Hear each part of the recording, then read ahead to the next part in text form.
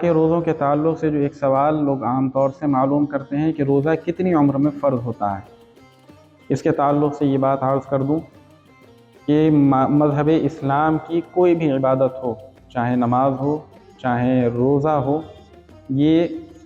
فرض ہو جانے کی ایک ہی مدت ہے، ایک ہی عمر ہے کہ جسے عاقل اور بالغ کہا جاتا ہے۔ یعنی کوئی بھی شخص جب عاقل اور بالغ ہو جائے، شرط یہ ہے کہ اس کے پاس عقل ہو، عقل معوف نہ ہو، یعنی دماغی توازن اس کا خراب نہ ہو، بالکل ٹھیک ہو،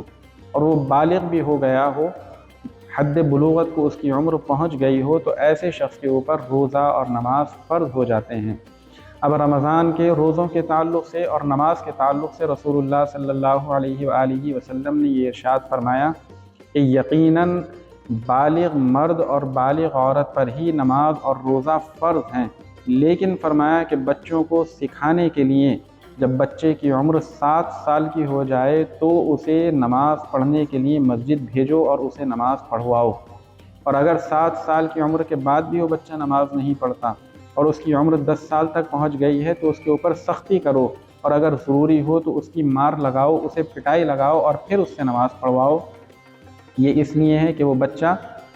نابالغی کی حالت میں نماز پڑھنا سیکھے اور وہ یہ جانے کہ نماز مسلمان پڑھتے ہیں، ان کے اوپر فرض ہے، اور حد بلوغت تک پہنچتے پہنچتے وہ نماز پڑھنے کا عادی ہو جائے۔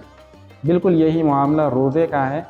رسول اللہ صلی اللہ علیہ وآلہ وسلم نے ارشاد فرمایا کہ جب بچے کی عمر 10 سال کی ہو تو اسے روزہ رکھنے کا حکم دو اور اسے روزہ رکھواؤ۔ یہ اس لیے نہیں کہ اس کے اوپر روزہ فرض ہے، بلکہ اس لیے کہ اسے روزہ رکھنے کی عادت ہو اور وہ یہ جانے کہ فرض